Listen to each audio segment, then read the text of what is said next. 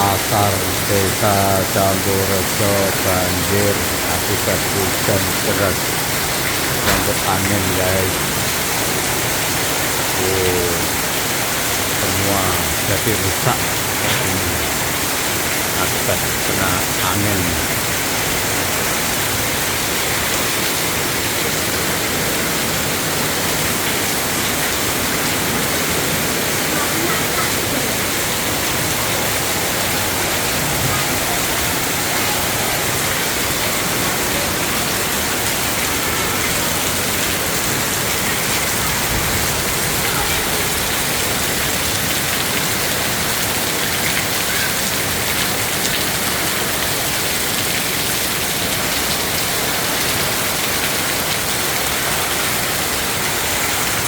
Di tengah-tengah sana sudah banjir